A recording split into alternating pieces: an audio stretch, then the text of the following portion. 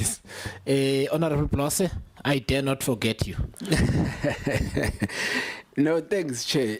You know, Chair, it becomes very disturbing when people who are presiding over government, the GNU alliances, they call themselves, are actually the ones who don't believe in state capacity.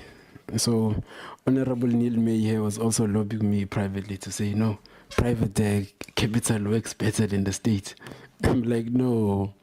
And my worry is that it's the ANC and the DA members who are advocating for privatization. So if they are unable to run the state, they must give it to us. We'll show them that the state is very much capable to run all these entities.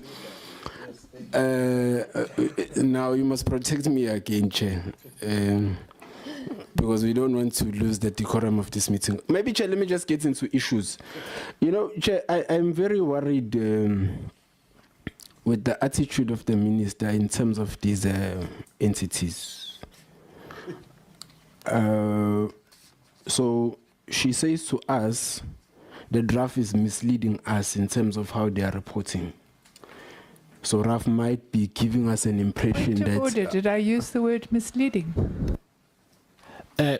Sorry, let me go back to my notes. Okay, let me rephrase, Chair. Let me rephrase. Yeah. So this is the impression that I got. So that yes, yeah. I'll give the impression. So when she responds, that's a more concise framing. Yes, yeah. That's your reading of what she's saying. So when she responds, then she'll clarify. Apologies about that, Minister. So I get the response that the minister is saying to us that RAF is giving us, well, this is my impression, right? RAF is misleading us in terms of how they are reporting, because we get an impression that RAF might be stable or is in the recovery, whereas there are certain aspects that are not included in their report, and to that effect, the interpretation is that it's an entity that is stable when it's not. So I'm worried about that because RAF is audited even by the AG. So if there are certain aspects in their reporting that are not filtered through and they give a misleading impression even to us as government.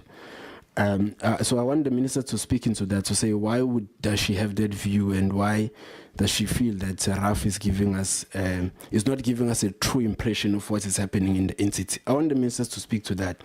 But secondly then, we've got a report that Transnet is a collapsing entity. But again, the minister in Transnet, I think she is very artificial in how she gives us an impression of Transnet. She even says that, you know, there's an auditory recovery plan at Transnet, and they are going to sit and discuss how they deal with their audit findings and all of that. But seated here, even through some of the AG's finding, even this is not explicit in the AG's report, but there's huge tender corruption at Transnet. There's no compliance of anything. And worse, there's no consequence management of anything.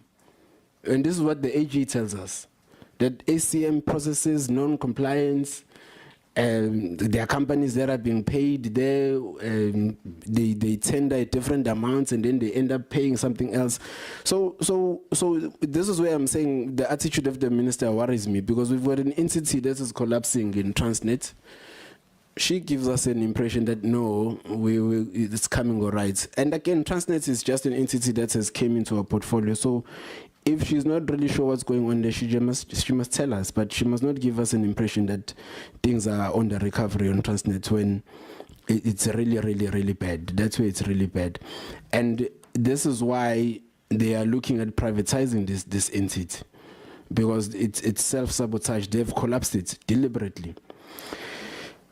Let me move away from that, Chair, and I want to get into this thing of RAF. I think Honorable Neil May has brought it up. This thing of the accounting standards of RAF. I asked a direct question when we met with RAF and the Deputy Minister was here, and I didn't get a response. So, Minister, I want to check, is it legislated anywhere that RAF is a social benefit fund or an insurance? Let's not leave it to interpretation. Can we just say it's legislated here? And if it's not, will then the amendment deal with that? Because that's where the point of contention is. So I just want to know that, because the expectation of RAF from the age is that they must be audited as an insurance. Where is that legislated in any way? Where is that written that RAF is an insurance fund? So if I can get that, I think I'd be fine. And then another direct question on the issues of SAA, more particular Mango. I also asked a question. I think we were meeting. I'm not sure whether it was the minister when we saw her the first time or what. Are we going to see Mango back on the airline, on the airwaves? Maybe just directly. I'll leave all the technicalities that you guys are explaining and everything else. Is Mango gonna come back and fly again? And if not, what then is the proposal? What is the alternative to Mango? What because our people still need to afford using airplanes and to fly, and Mango was that entity that gave our people affordable airline ticket prices. I think I had one more here.